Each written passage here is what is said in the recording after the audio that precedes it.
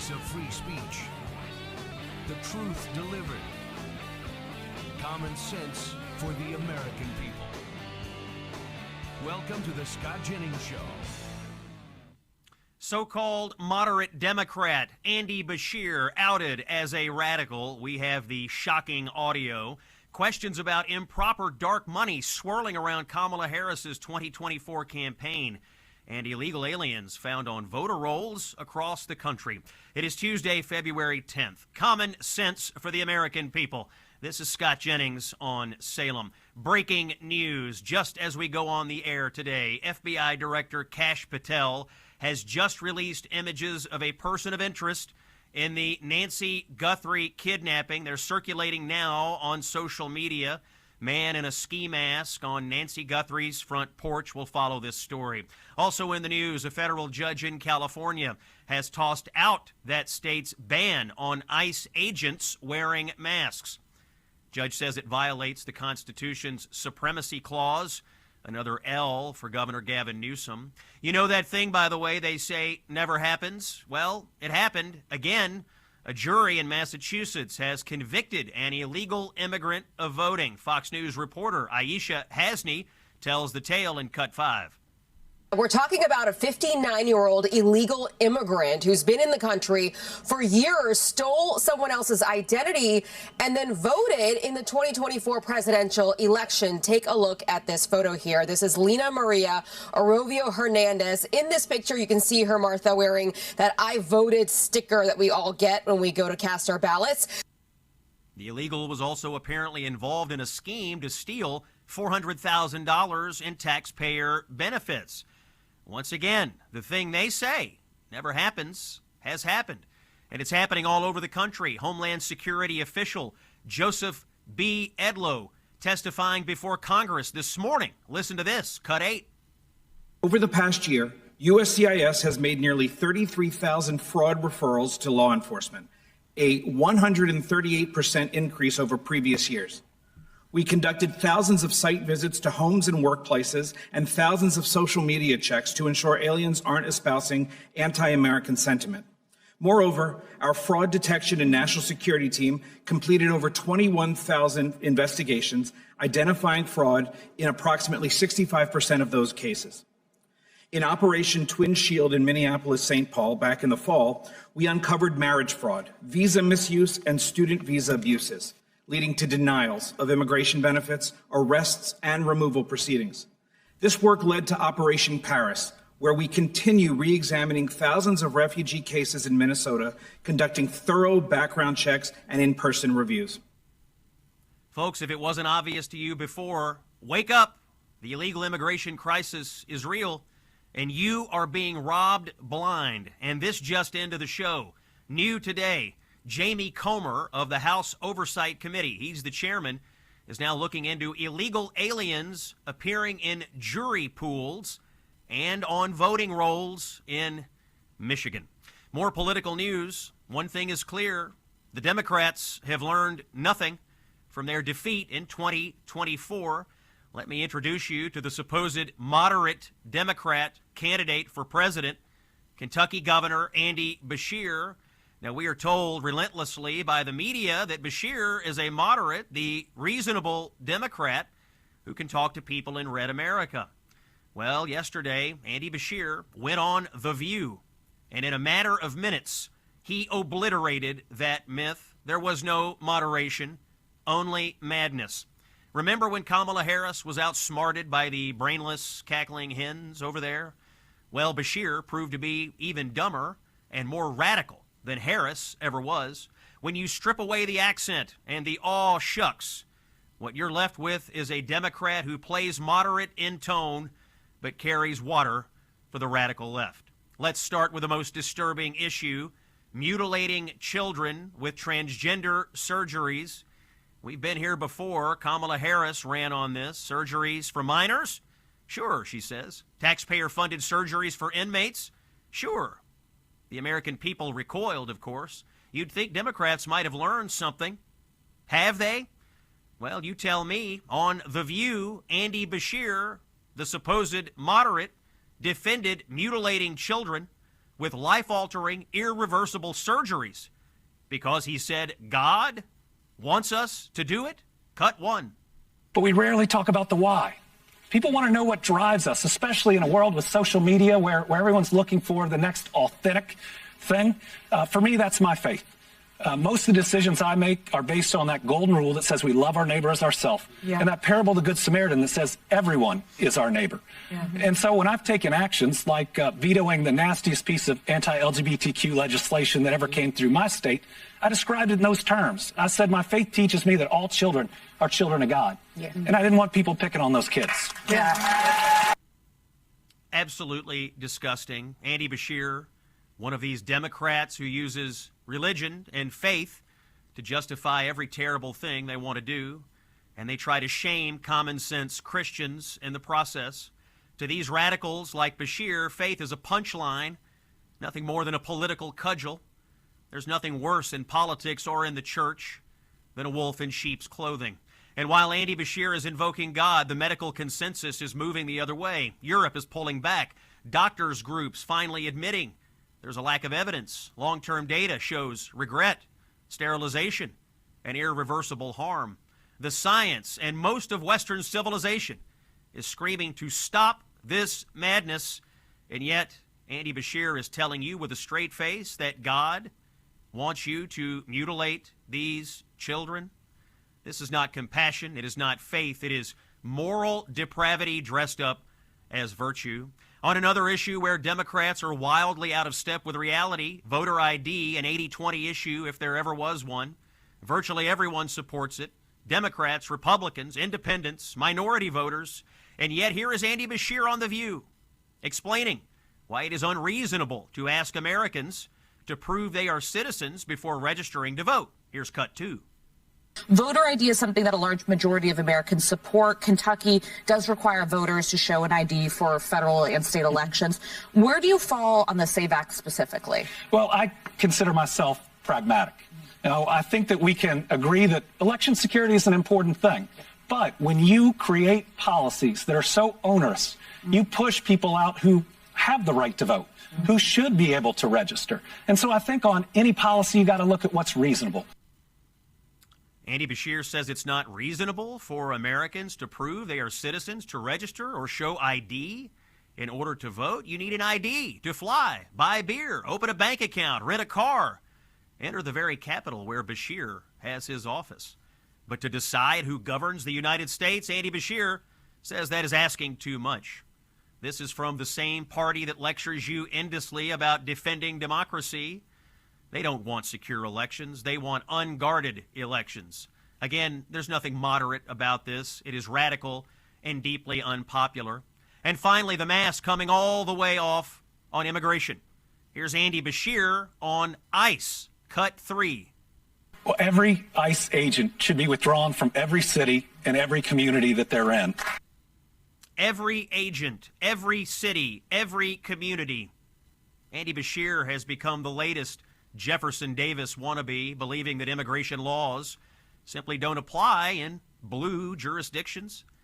Beshear knows this is what the radical Democratic base wants, so he spinelessly plays along instead of taking a common sense stand, which says, let's just simply enforce long-standing immigration law. Remember, this is the Democrat that we are told is the moderate. So let us be clear about what we're dealing with. On child transgender surgeries, Beshear, the moderate, sides with the activists, the trans cult, over parents and science. On voter ID, he sides with chaos over confidence. On immigration enforcement, he is thrown in with open borders and with the 20 million illegal aliens over the rest of America's actual citizens. If this is the Democrats' moderate, what does that tell you about the rest of their party? Andy Beshear didn't just go on The View yesterday. He exposed a Democratic Party so captive to its radical base that even its moderates can't tell the truth anymore. And ladies and gentlemen, the American people are watching. This is Common Sense for the American people. Scott Jennings broadcasting to you on Salem.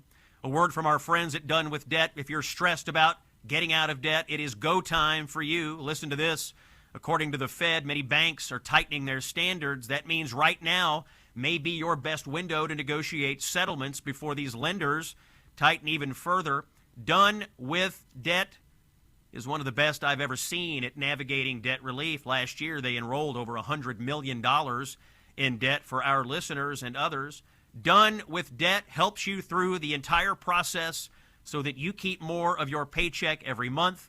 Imagine waking up without this weight on your shoulders and doing it without taking out another loan or filing for bankruptcy. Don't wait for the lenders to tighten up their policies. Visit donewithdebt.com. Do it now. Talk with a debt specialist. It is free to do so, and it takes but a few minutes. That is donewithdebt.com. When we come back, Clay Fuller joins us of Georgia. He has President Trump's backing to replace Marjorie Taylor Greene in Congress. Stay with us. Hey, it's Scott. I want to talk to you about our friends at Balance of Nature. You can find them, by the way, at balanceofnature.com. They have this thing called the Balance of Nature Whole Health System. These supplements are perfect for a resolution in the new year. It's kind of tough to stick with New Year's resolutions, and that's why Balance of Nature's Whole Health System supplements are one of the easiest ways to do it. They're very versatile. You do 2 scoops of fiber and spice and mix it easily into drinks, and it adds a warm, aromatic depth. You can also open 3 of your fruit supplements and mix the powder into a smoothie, or sprinkle 3 of the veggie supplements over one of the savory dishes that you're having for dinner. It's called Balance of Nature's Whole Health System. These supplements include 47 ingredients of 100% whole fruits, vegetables, spices, and fibers, perfect for your daily routine. 50% off if you do it now for 1 year when you subscribe to the Whole Health System from our friends at Balance of Nature. Get it at balanceofnature.com. Ready for more common sense? Here's CNN's senior political commentator, New York Times best-selling author, and America's favorite political pundit, Scott Jennings. It is Tuesday, February the 10th. My first guest today, District Attorney from Northwest Georgia. He works in 4 different counties.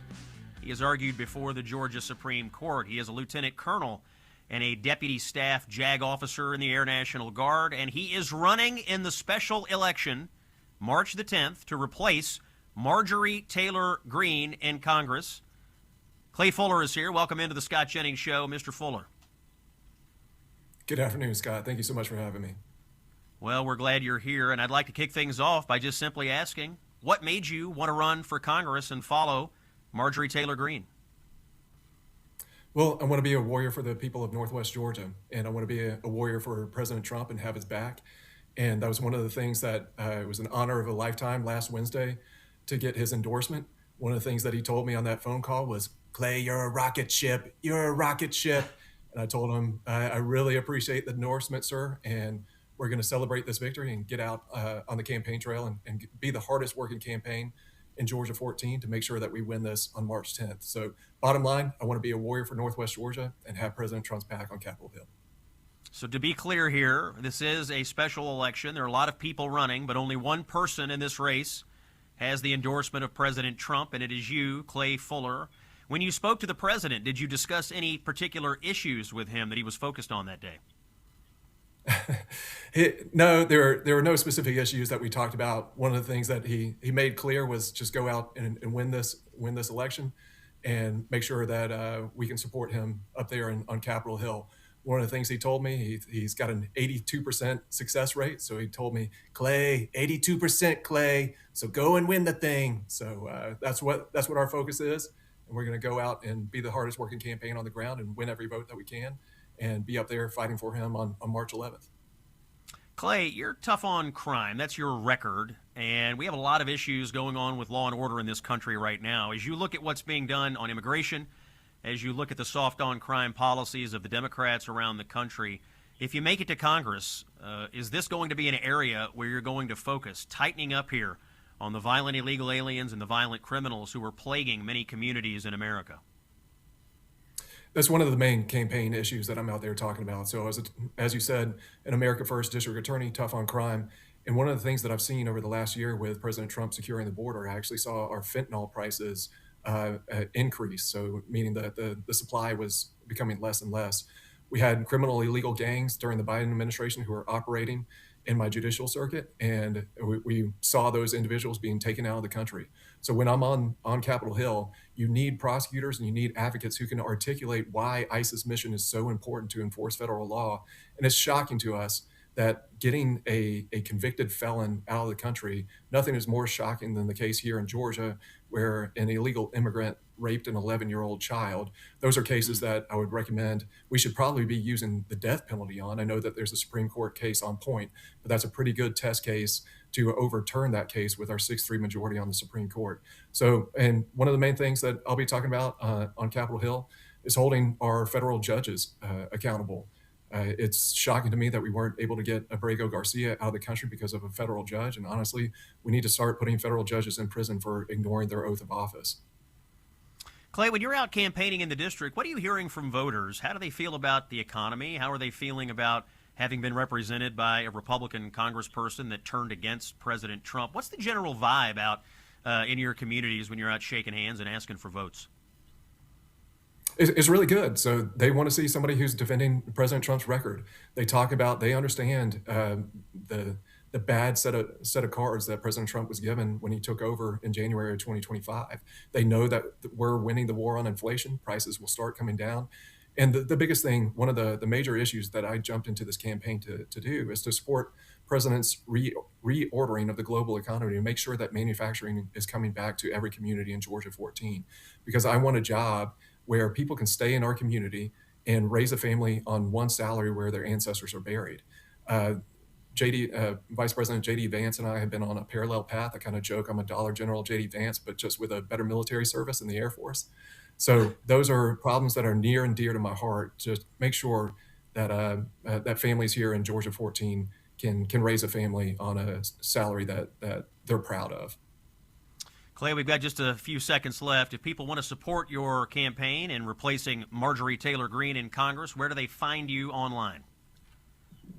So clayfullerforgeorgia.com is the website. You can find out more about my background and information there. Like I was a Trump appointee in the first administration, but we're on X and we're on Facebook and we're on Instagram. So you can find all of our information and campaign material there. Clay Fuller, he is the Trump-backed candidate in Georgia, special election in March. He'll be replacing Marjorie Taylor Greene. When we come back, more updates from Washington, D.C. It's Scott Jennings on Salem. Stay with us. You know something? Universities are kind of a bad deal. 6 figures of debt for a bachelor's degree that signals less every year. 4 years spent navigating ideological rules instead of learning how to think. Grades inflated, standards lowered, dissent punished. We call it higher education, but it's mostly expensive daycare with a credential attached. The University of Austin, also known as UATX, is different, however. Admissions at UATX are based on test scores alone. No essays, no resumes. Nobody cares who your parents know. If you're smart enough, you're in.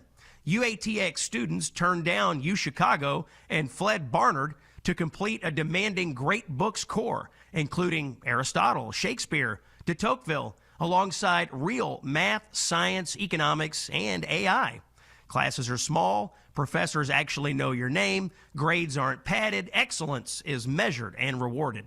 From day one, students work directly with top founders, investors, and institutions, building companies, doing serious research, and landing real internships. And here's the part that changes everything.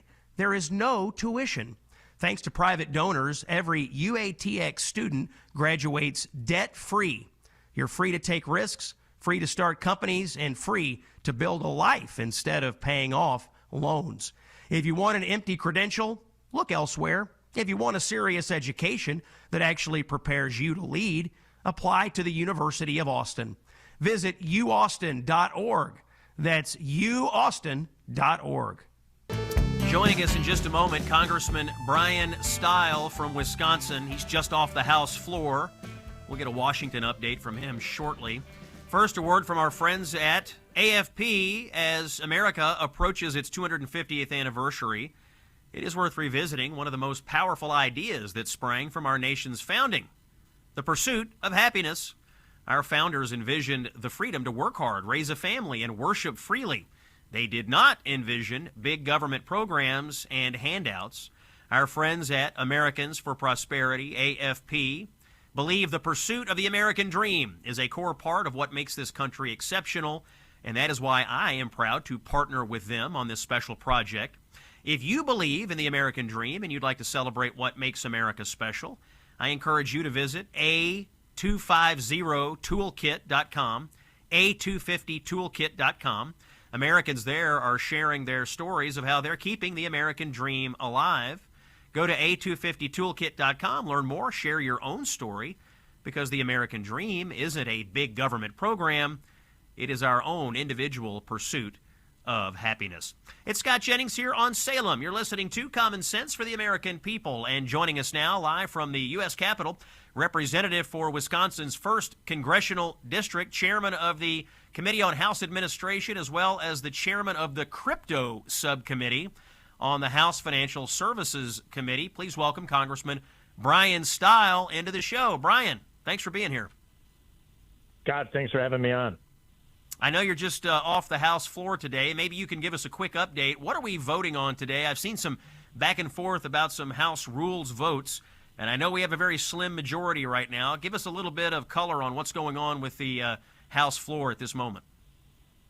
Yeah, we're having a little back and forth on the House rule, which is needed as a parliamentary procedure to open up the week on the floor. There's a handful of really important pieces of legislation. The Save America Act being the most important bill in front of us this week. This is always kind of the dance here at the start of the week in the House of Representatives with a narrow majority. But at the end of the day, we'll get this done. We always do. It's just a little bit of a slog.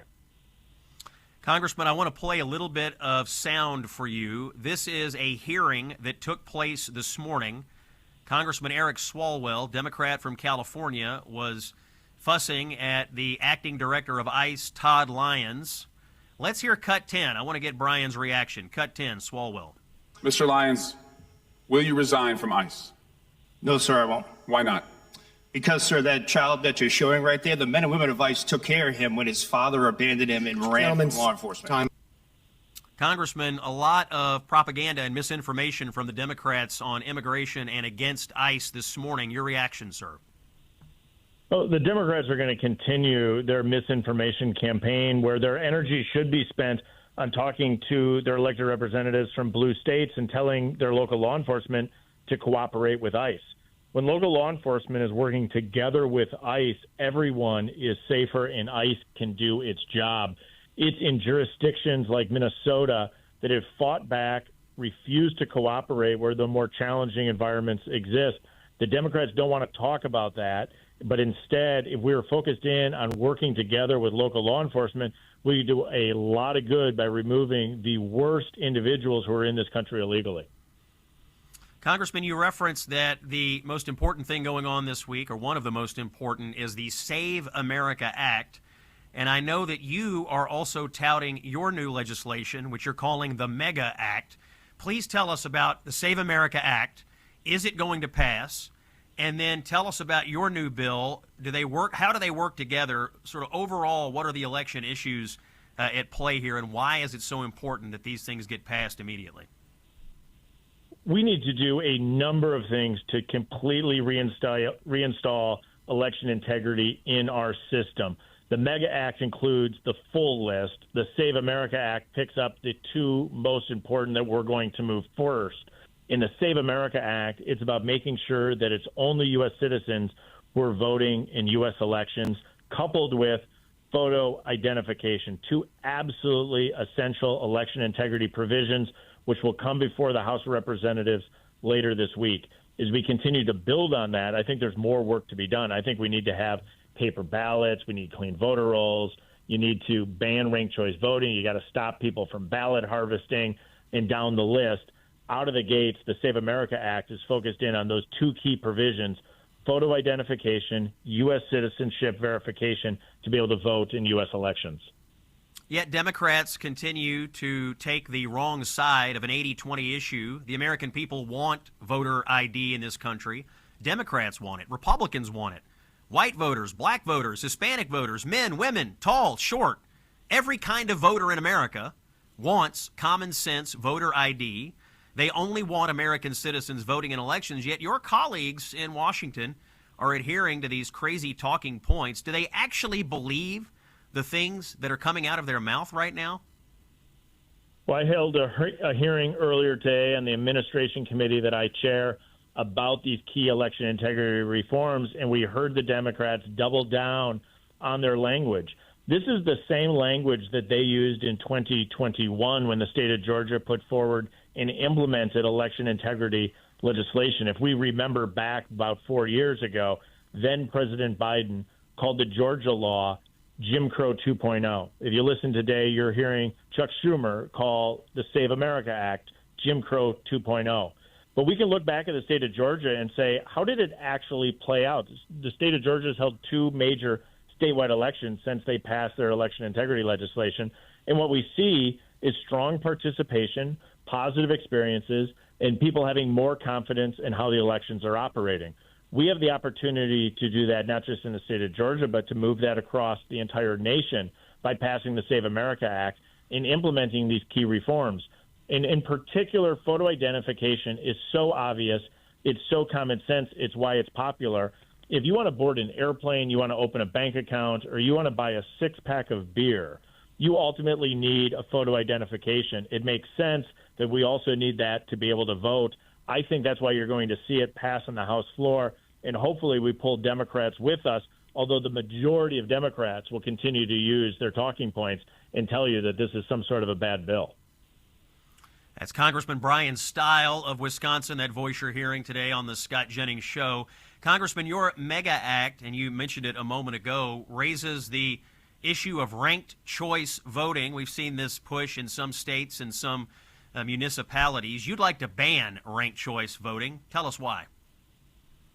Ranked choice voting causes massive confusion with voters. And the challenge that we have is how do we reinstall election confidence and election integrity across the system? You want to have one person, one vote. What you don't want is rigged choice voting, which is how states have implemented this across the country. And so the MEGA Act picks up all the key election integrity provisions that we need. You got to be able to have audible paper ballots. You got to ban ballot harvesting. What you want is photo ID and citizenship verification, which are parts of the SAVE Act as well. But ranked choice voting is a setup by Democrats to try to rig elections in otherwise Republican states to get the candidate of their choice across the line. But at the crux of it, it really confuses the electorate. Results in particular aren't known on the day of the election. And when results aren't known on the day of the election, that sows a lot of confusion and distrust inside the election system. It's why we should ban ranked choice voting. Congressman Brian Stile of Wisconsin is our guest. Shifting focus to housing. We have a housing shortage in America. Prices are high. Recently, the House passed a bill called the Housing for the 21st Century Act. I know you were a big supporter of this. It's cutting costs and red tape for American consumers. Tell us about this bill and how it's going to help people own a home. This was a big legislative success, which passed the House of Representatives in overwhelming numbers. It's a real opportunity to do two key things. One, break through the regulatory red tape that exists at the federal, state, and local level. And we need to do that because we need to build more housing. At the end of the day, we're about 6 million housing units short in the United States. It's one of the biggest drivers that's driving up costs for families who are trying to get into their first home or a bigger home as their family grows. Making sure that we are increasing supply by cutting regulatory red tape is the focus of the Housing Act that passed the House of Representatives. And what we're trying to do is bring down that cost of housing so that families can move into a home that they need. Congressman Stile, you serve on the Financial Services Committee, and specifically you run the subcommittee that deals with cryptocurrency. There's a lot of volatility in crypto right now. What are some of the key proposals coming out of your subcommittee that Americans need to be aware of? There is volatility inside the crypto space. It's all the more reason that we need the regulatory framework that we call Clarity. Clarity passed the House of Representatives and puts in place a regulatory framework that does two key things. One, it protects consumers with appropriate disclosures. That's important. But it also sets up the United States to outcompete, in particular, China. What we saw under the Biden administration was anti-crypto legislation that had two negative implications. One, it prevented the United States from being the leader in innovation and development in this space. But two, it shifted that outside the United States of America. And so as we look at, for example, the FTX debacle or other challenges that we have seen, the bulk of those challenges have occurred outside the United States. President Biden was pushing that outside the United States, putting his head in the sand alongside the Securities and Exchange Commissioner, Gary Gensler. As President Trump has come in and declared that this is going to be the golden age of digital assets, we have put forward a pro-digital assets agenda, building out that regulatory framework so that there is clarity for people that want to innovate and develop in the United States. It's good for business in the United States. It's good for jobs. And it provides the consumer protections that are needed to make sure people understand that they are safe engaging in the space. Congressman, final question. How is the work going on banning members of Congress from trading stocks? A lot of conversation around that. Do you think that will happen this year? I am optimistic that it will. I introduced the Stop Insider Trading Act. We are approaching 100 members of Congress who've co-sponsored the legislation. I have a commitment from leadership that they will bring this legislation to the House floor, and we passed it out of committee 8-4. So we have an opportunity to prevent members of Congress from buying stocks once they become members, to have pre-disclosure if there's a sale. The goal here is to make sure that the American people know their member of Congress is coming to Washington to serve them, not to line their pockets. It's my view that if an individual wants to day trade, there's a place for that, and it's called Wall Street. We don't want people coming to Washington to trade stocks. We want you to come to Washington to serve and move this country forward. Congressman Brian Stile of Wisconsin, thanks for joining us, and good luck in the House this week. A little bit of news on aches and pains, and we have a letter here from Tom in Texas, age 85. Tom was having issues, pain, keeping him from riding his bike and flying small aircraft. He was a flight instructor. What did he do? He called up Relief Factor. Now his lower back pain is gone, hip pain virtually gone, some long-standing issues with his fingers improving. If you want to be like Tom from Texas, and I don't know why you wouldn't, you will call Relief Factor and you will try their 3-week quick start and see how it works for you. You call 1-800-4RELIEF or you visit ReliefFactor.com, 1-800-4RELIEF or visit ReliefFactor.com. How would it feel to be out of pain? We might get you the answer if you try Relief Factor. Coming up, Gabe Kaminsky from the Free Press is here. Big story on Kamala Harris. You don't want to miss it. Stay with us. The very definition of never back down. Here's Scott Jennings. It is Tuesday, February 10th. We have a story for you today about massive amounts of dark money flowing through Democratic politics. Joining us is Gabe Kaminsky from the Free Press. He's got a story today about a $37.5 million contribution that helped Kamala Harris in 2024 that is raising red flags. Gabe is an investigative reporter for the Free Press. He covers the intersection of money, politics, and influence in Washington, D.C. You can find him on the X platform at G.E. Kaminsky. Gabe, thanks for joining us. And what is the deal with this huge amount of money? Scott, great to be with you. As we reported in the Free Press, $37.5 million flowed from Fidelity Investments Charitable Gift Fund, which is what is called a donor-advised fund. It's one of the largest in the country. In fact, it's an organization that moves the nonprofit 501c3 charity that moves the money of donors and does so anonymously. And what we actually found is that Fidelity Investments made this very large transfer that was newly disclosed during the 2024 election to another organization called Bright Future Fund, which spent tens of millions of dollars to try to elect Kamala Harris. It's a 501c4 rather than Fidelity, which is a different kind of tax status in which groups do not disclose their donors. But this grant was on Fidelity's tax forms. And the interesting discrepancy that we found is that on Fidelity's own tax forms, they claimed that they did not give any money to organizations that are not charities, in a few different places, actually. And that is factually untrue, and they certified this to the IRS. And so that large amount of money and that lack of disclosure is something that tax experts find notable and believe that this group that, again, played an outsized role in 2024, that Fidelity should have to update its financial disclosures.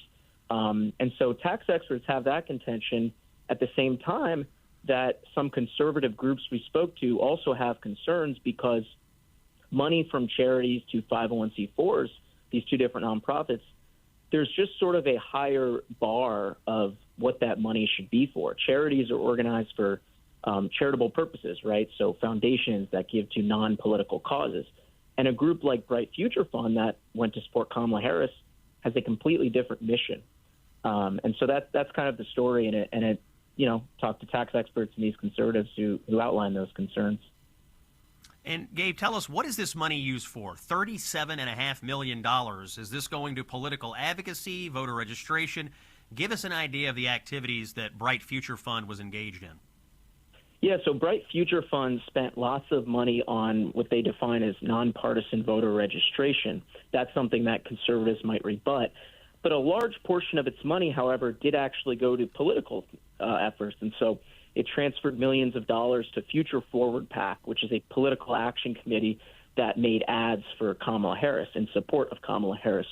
They also transferred money to other Democratic groups, political groups that worked to elect Democrats in Congress. And so there is an ambiguity and blurriness about, right, the transfer of funds between the charity to the other organization. Fidelity claimed to me on the record that the money was only for charitable purposes. But the reason, tax experts and conservatives spoke to still have concerns is because of the lack of disclosure on Fidelity's own tax forms of Bright Future Fund as a non-charity. Bright Future Fund shut down shortly after filing its tax return. Is that normal, or does that raise accountability concerns in your mind? It's unclear why they shut down, but it's particularly interesting, right, because they spent massive amounts of dark money to support Democrats in the election, and then 2 days after they filed their tax form, they shut down. Now, I don't know why they shut down. The organization did not get back to us. The law firm that incorporated it, Elias Law Firm, did not respond to us. But it certainly is, as far as the influence of anonymous money in elections and the fact that they spent all this money and then just shut down, it's a pretty good look at how anonymous donations fuel elections. I mean, this group they might relaunch in 2028. They may not. I'm not aware. But it's lots of money that was, spent in the election, and we won't necessarily know where it all went and where it came from. Yeah, on the one hand, Gabe, for us conservatives, it seems like Democrats are constantly decrying the influence of dark money in our politics, yet are more than happy to take it and use it even to the tune of $37.5 million. Gabe Kaminsky is an investigative reporter. His work is in the Free Press. I encourage you to look it up today. Gabe, thank you for joining us. This hour is closing up. I do want to remind you briefly about the cruise that Mike Gallagher and I are taking in November. Text the word cruise to 94878 if you want to join us. You have a personal invitation from me. We have more to come in the next hour. It's Common Sense for the American People. I'm Scott Jennings. You're listening on Salem. The voice of free speech. The truth delivered. Common sense for the American people. Welcome to the Scott It is Tuesday, February 10th. Scott Jennings here with Common Sense for the American People. Quick check of the headlines before we get to our first guest, author Peter Schweitzer, standing by. We have breaking news in the Nancy Guthrie disappearance case. The FBI director, Kash Patel, has released home camera footage. This is doorbell camera footage. Let's put it up on the screen for those watching on the Salem News Channel. This is door cam footage of a man in a ski mask approaching the front door. If you're watching it, you can see it. If you're listening on radio, what you're seeing is a man in a ski mask approaching the door of Nancy Guthrie and obviously messing with a set of flowers on the front door, trying to cover up the camera perhaps, but this is the first time we have seen any sort of person of interest on video. All of this footage, if you're listening on radio, by the way, is circulating on social media. You can see it. It has been issued by the FBI Director, Kash Patel.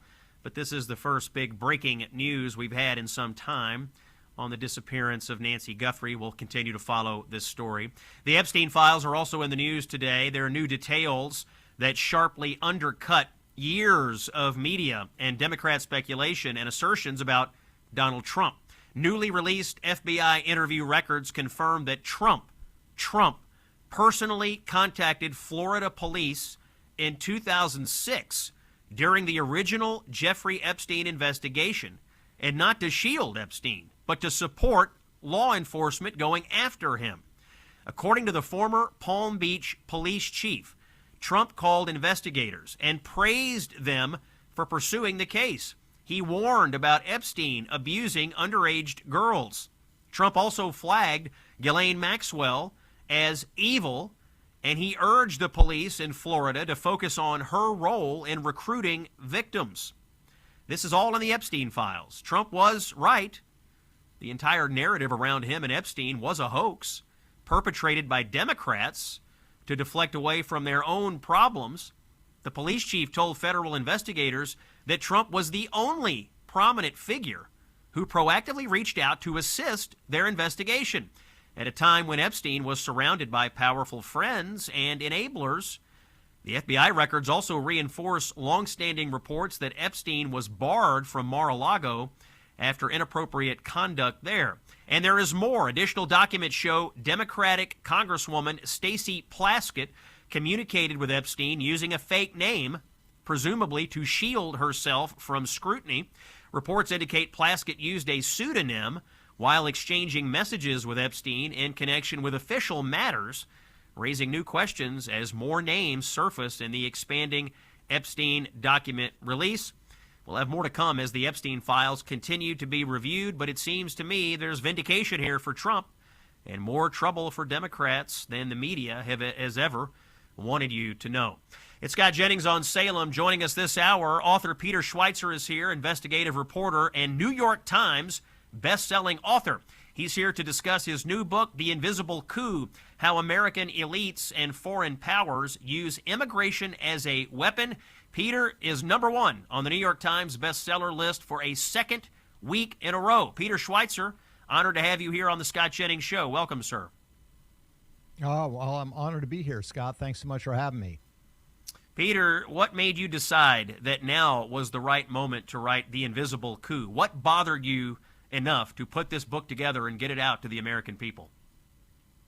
Well, Scott, as you know, as an author yourself, I mean, it takes time to write something. This was a 2-year process. I started working on this book in the spring of 2024 when people were streaming across the border, and we've had this vigorous debate in our country about immigration as it relates to wages, crime on our streets, et cetera. Very important conversation. But I felt like we were missing some of the deeper implications, what I call the weaponization of immigration. And that's really what I try to expose in the book, pointing out that when people come here, they not only bring themselves, maybe family members, their language and their culture, they also bring political networks. And these are political networks that are designed to undermine the United States. And they're waging essentially civilizational warfare on us.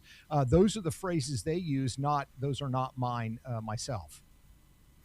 Peter, in your book, you argue that immigration is far beyond just an argument about border security, but it is a coordinated strategy aimed at America. In plain English, what alarm are you sounding here for the American people about the crisis of immigration in our country?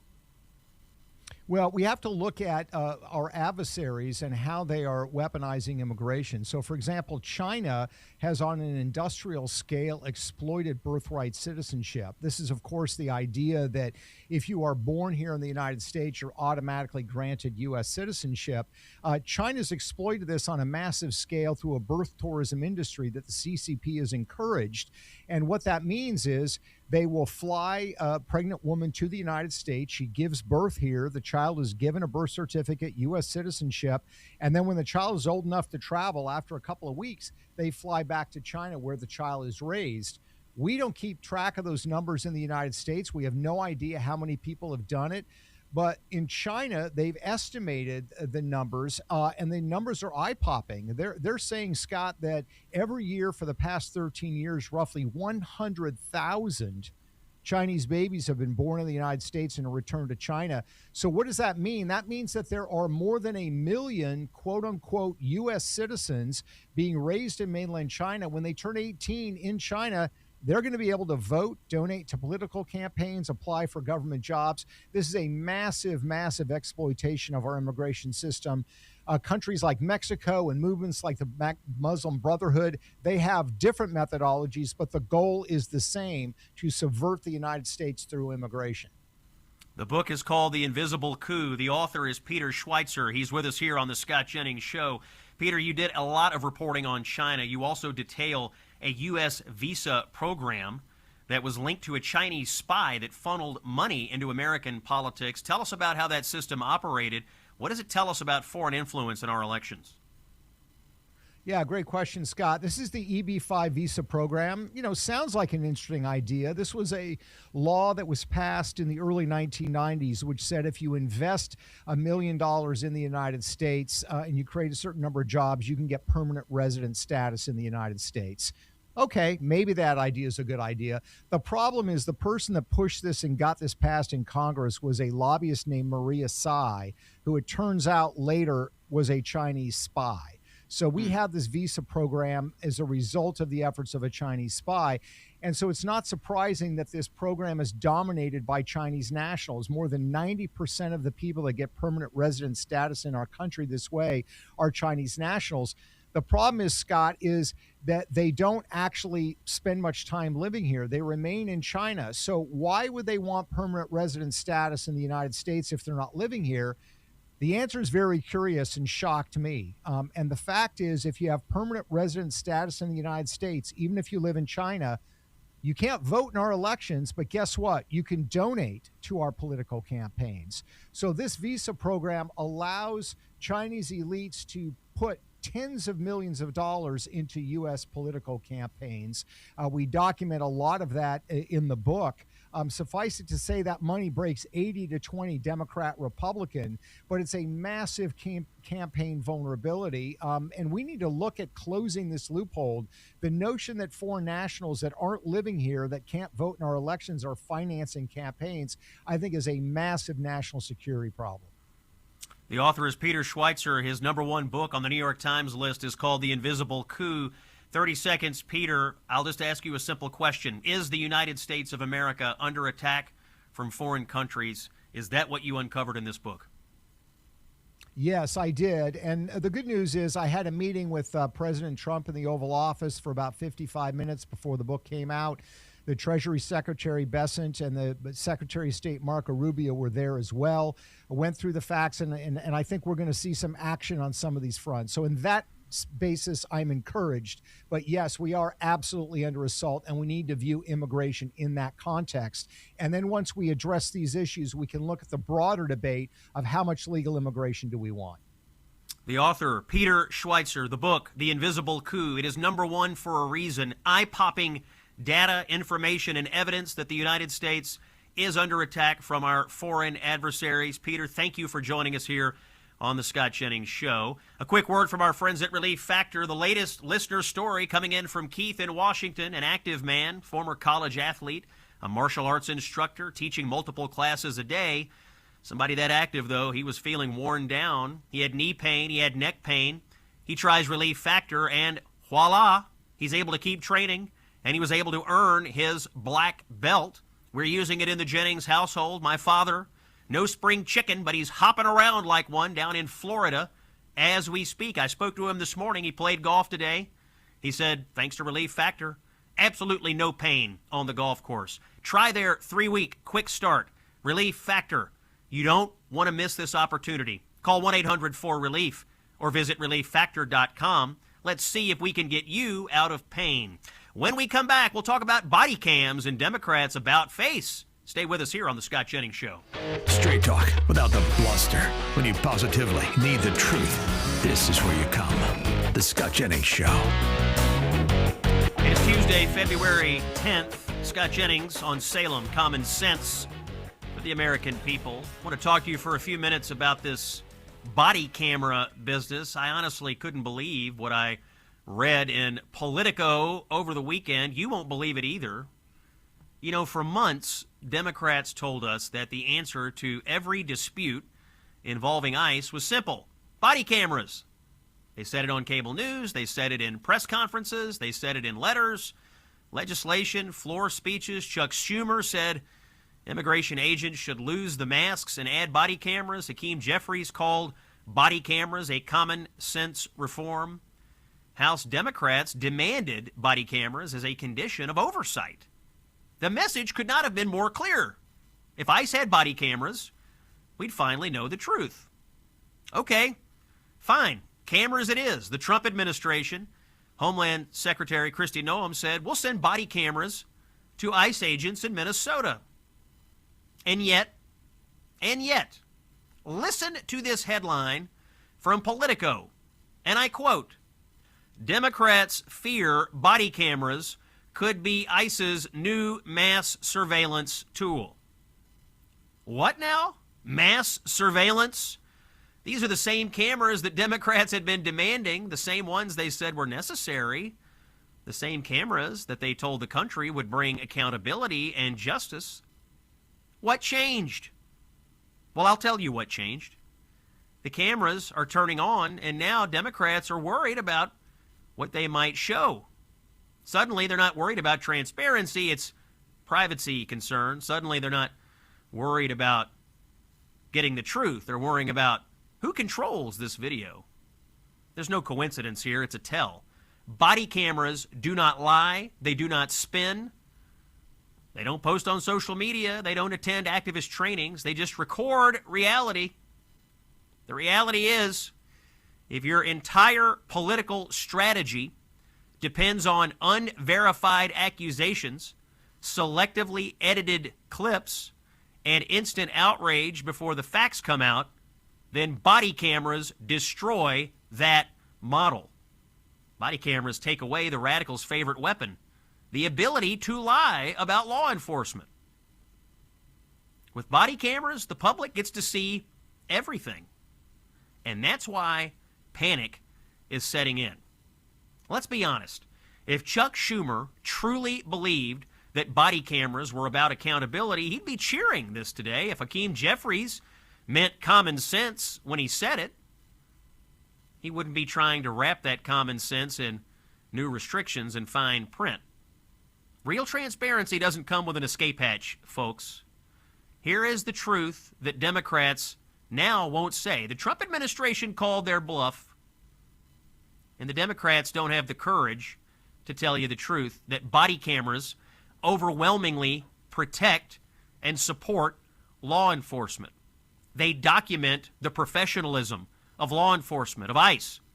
They expose false allegations, and they repeatedly show restraint under enormous pressure. And when the footage contradicts the activist narrative, well, that's not surveillance, that's evidence.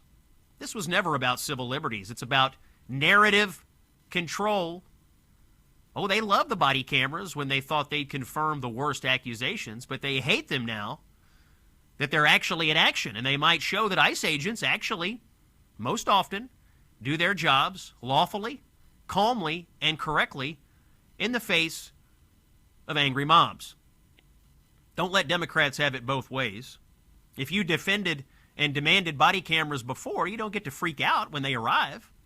If you preached transparency before, you don't get to flinch when the truth comes out in HD. The American people don't need more spin from Democrats. What we need here are the facts, and that's exactly what body cameras are finally going to deliver. The Democratic hypocrisy on this obviously knows no bounds. Scott Jennings with you on Salem. Quickly, I want to go back to our cruise. We're taking one in November. I'm excited about it. Mike Gallagher and I are going on the Gulf of America cruise. We will sail upon turquoise waters. Our feet will touch the white sand beaches. We will eat incredible food. We will have insightful conversations with you, our listeners, about the future of this country. It's Gallagher and it's Jennings diving into the issues shaping America just after the elections. To get a cabin, they're going fast. Text the word cruise to 94878 or visit scottjenningsshow.com and click on the Gulf of America cruise banner. We look forward to seeing you on the high seas. When we come back, the latest tracking of New York City Mayor Zoran Mamdani. You'll want to hear it. David Brody is with us. It's Scott Jennings on Salem. Stay with us. He's the author of the best-selling book, A Revolution of Common Sense.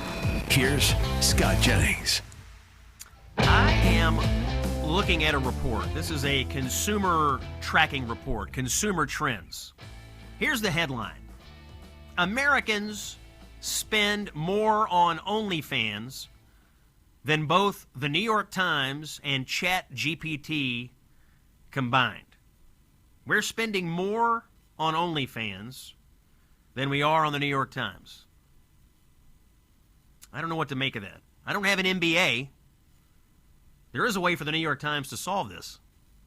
Not sure if they're ready to take that step. Well, maybe we'll get an MBA on here someday to tell us. All right, tracking the latest out of New York City under the new mayor, Zoran Mamdani.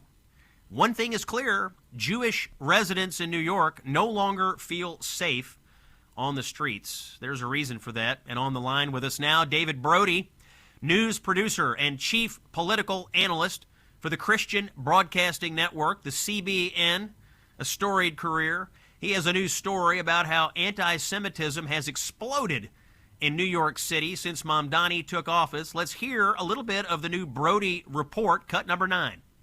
Mayor Mamdani lives here at Gracie Mansion behind me on the Upper East Side of New York. Now, we have asked multiple times for an on-camera interview, but so far, no response.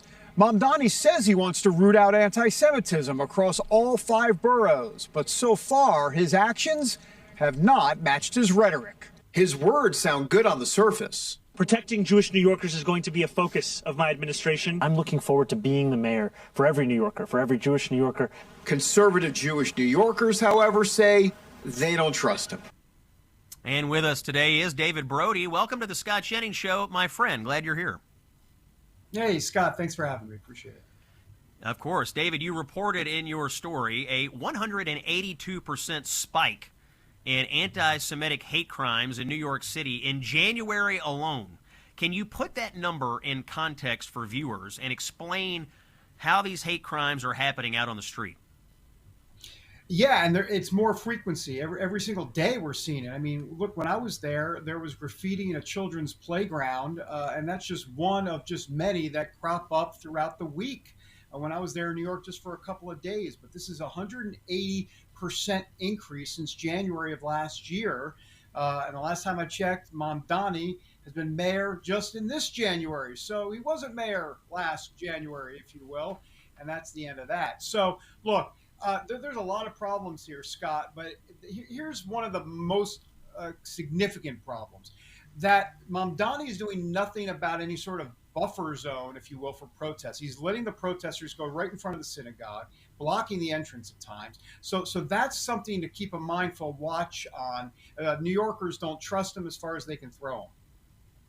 Yeah, how much of the Jewish community's alarm is also tied to his policy and rhetoric versus just the appointments that he's making? I mean, he says things and then he appoints people that obviously have made terrible comments on social media and in their previous professional lives. Does he ever take any responsibility for those people and what message that sends to the Jewish community in New York City? None at all. And obviously the personnel has been a problem, but quite frankly, it's just been, let's just start with the low-hanging fruit. I mean, the fact that he won't condemn globalizing the Intifada, he won't condemn River to the Sea. I mean, that's kind of like I said, the low-hanging fruit, and he won't even do that. He hasn't done that ever since he stepped onto the national stage. But beyond that, look, every single New York mayor has marched in the Israel parade there in New York. I mean, all the way back to into the 60s. But no, not Mamdani. He's saying, I'm not going to march in the Israel parade. He's not going to do that. If Benjamin Netanyahu, as we know, comes to New York, he'll have him arrested. Boycott, divestment, and sanctions. Knock yourself out, New York City employees.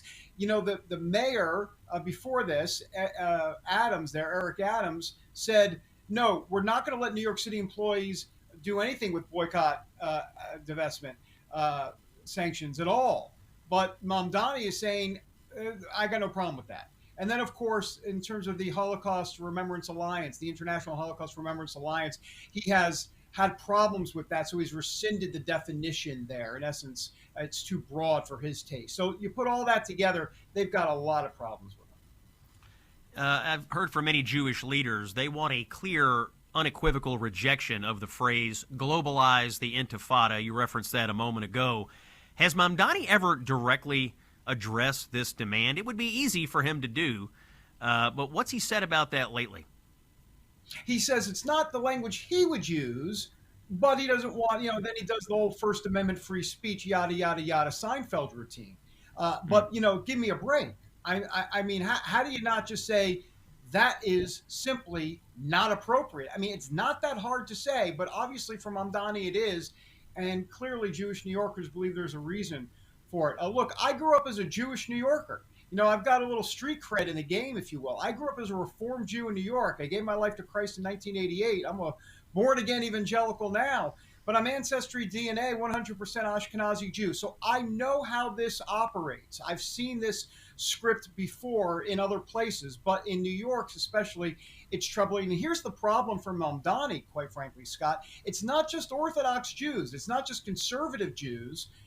There are Reform rabbis that have real concerns. I went to a Reform temple. I was bar mitzvahed and everything, Temple Emmanuel in New York City. There are Reform Jews that say, we've got some problems with Mamdani's ideology. So this runs the gamut across all different sects of Judaism. This is David Brody from the Christian Broadcasting Network, our special guest here in the 2 o'clock hour today on the Scott Jennings Show. He has a new report about the dramatic increase in anti-Semitic attacks in just the month of January in New York City. David, I'm interested in how law enforcement is reacting to all of this. Did you talk to anyone in the NYPD? Did you talk to police sources about this dramatic rise in anti-Semitic incidents? If so, what are they saying about it? And do they have anything to say about whether or what they've been ordered to do about it by the mayor's office? The protesters that I talked to specifically that have been talking to law enforcement, we were there about 24 to 48 hours. So we were talking to a lot of the, when I say the protesters, I'm talking about the pro-Zionist protesters who were there to combat the radicals on the other side. They're saying that law enforcement understands the problem, but their hands are tied, at least for the moment. They're not quite sure what they're going to do in terms of the limbo state that they're in. So because of that, that makes Jewish New Yorkers even more concerned, because the problem here, there's so many layers to this problem, but the big problem is kind of what you said at the top there, which is this whole idea that he says one thing that sounds flowery and nice to get him, to buy him some time, but his actions are completely different. And I think with the NYPD is the same thing. In other words, he talks about buffer zones as like, yes, everybody needs to be safe, but then he won't go and pull the trigger on a buffer zone and make sure they are safe. So it's that type of rhetoric not matching the reality. I'm really interested in this promise that he made both during the campaign and after, that he would send the New York Police Department to arrest Benjamin Netanyahu if he set foot in New York City. What do you think the NYPD would do if the mayor ordered them to go arrest a foreign head of state like Netanyahu, who, by the way, runs a country that is an ally of the United States? That's a legitimate, not only is it a legitimate question, it's an unanswered question, and I'm a little bit afraid of the answer. I'll be honest with you.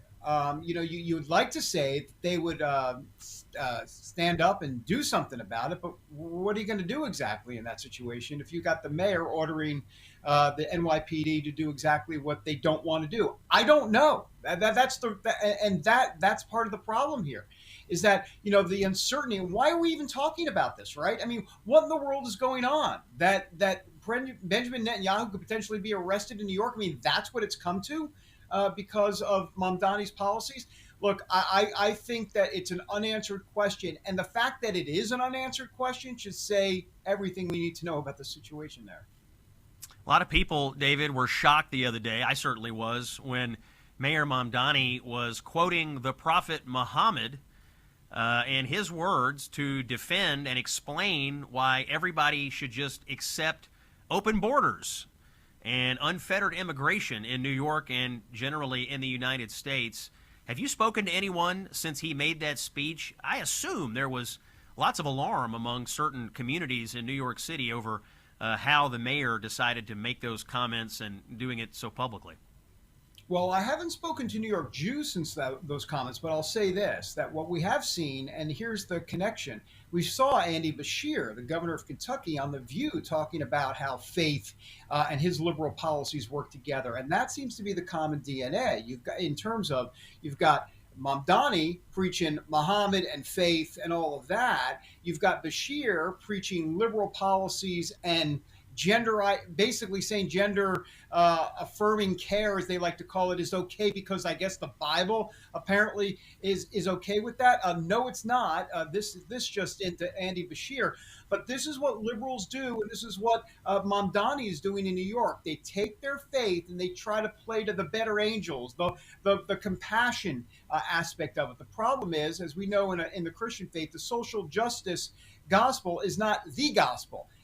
The gospel is law and order and compassion both, not just compassion. And we see that coming up on both sides of this, not just with Mamdani, but also with liberal Christians. Yeah, I played some of the clips that Andy Beshear had from The View yesterday. This weaponization of faith, you see James Tallarico in Texas doing it as well. The attempts to contort extraordinarily grotesque liberal views, say on mutilation of children and abortion and other issues, to try to contort that and to rationalize it by saying the Bible tells me to do this or God would want us to do this, and then to shame people who say, no, I don't think so. It really is a troubling trend on the progressive left. I think they believe it's going to appeal to moderate or conservative voters in middle America, but I don't think they're right. David, I'll give you the last word, 30 seconds. I would agree with you, and I would say that you can go back to Obama, right? The golden rule. I mean, he kind of started that Matthew 25 social justice gospel. He introduced it into the political lexicon. And ever since then, the Democrats have actually turned away from that, which is interesting. That was somewhat of a winning ticket for them if they massaged it and messaged it right, but they haven't done it. That's David Brody. He is the chief political correspondent for the Christian Broadcasting Network. David is on CBN. Find him online. Find him on your television. He has an eye-popping new report about the spike in anti-Semitic crime in New York City just in the last month since Mamdani became the mayor. David, thanks for joining us on the show today. Thanks, Scott. Appreciate it. When it comes to wireless service, here is what most people don't realize. There is a company that you can choose that actually shares your values. In fact, they invest in your values. The name of this company, Patriot Mobile, it's not just a wireless provider. They are an activist organization. They fund their Christian conservative activism by selling top-tier cell phone service. They stand in the gap when other companies are too afraid. The company is called Patriot Mobile. You will get premium service from them.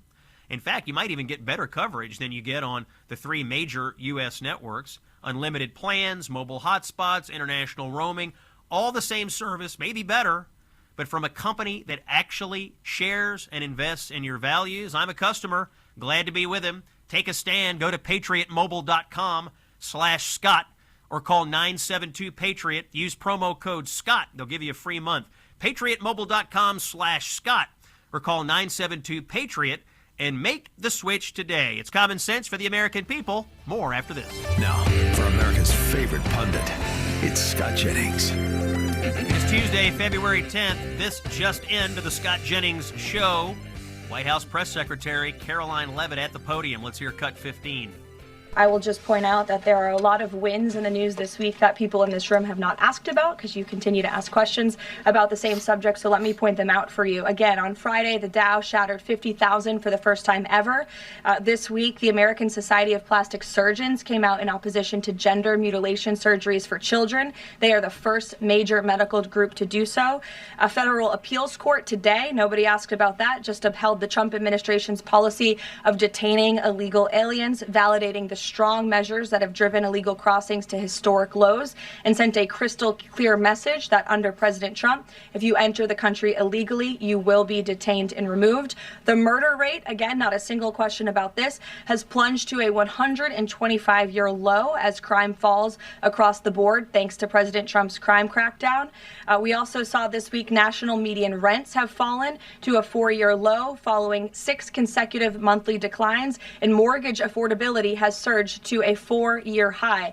Home ownership is the core foundation principle of the American dream, and I will repeat that mortgage affordability this week surged to a 4-year high, but not a single of mention of that in this briefing room today. And again, this came out last Friday, but for an unprecedented 9th straight month, there were 0 illegal border crossings at the southern border. So we're going to get back to business. The president is very busy today, and you will see him all tomorrow at the event in the East Room touting his administration's energy policy. Thank you.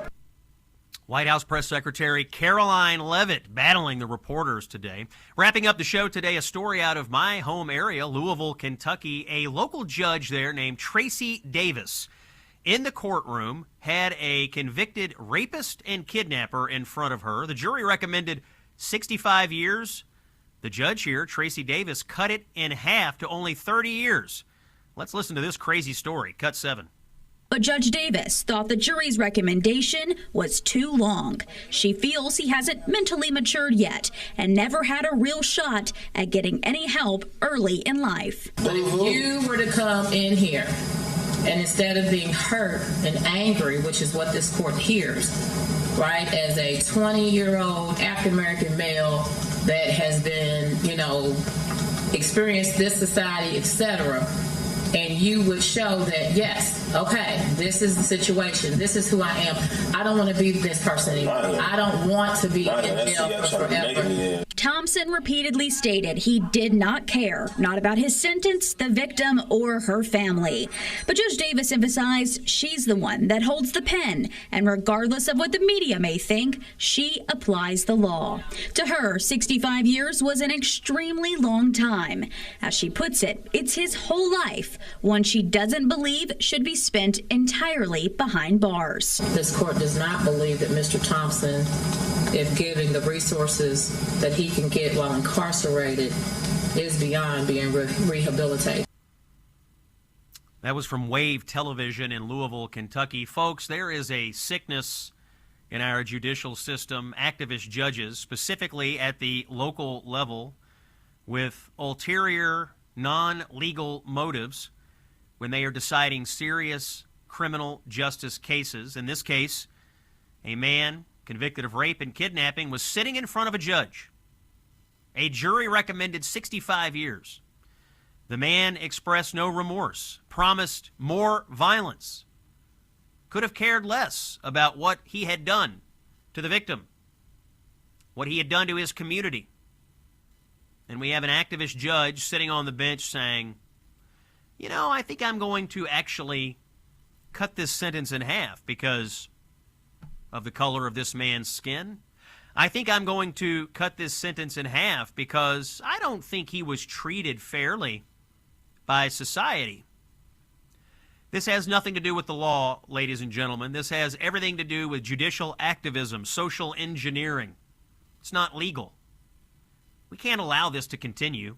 If your judges are locally elected, you have to pay attention to what they were doing. You have to protect the rule of law. We have seen this play out in communities across the country. Judges letting violent people off with lenient sentences. They wind up back out on the streets. And guess what? The most likely tell that you will commit a violent act is if you've already committed one. And yet there are judges in Louisville, Kentucky, in North Carolina, in states across this country that are more than happy to go outside the law and put violent people back out into the streets to terrorize and victimize you. Vote like your life depends on it. It probably does. We're done for the day. Back tomorrow. It's Scott Jennings on Salem. Thanks for listening. Common sense for the American people. This is the Scott Jennings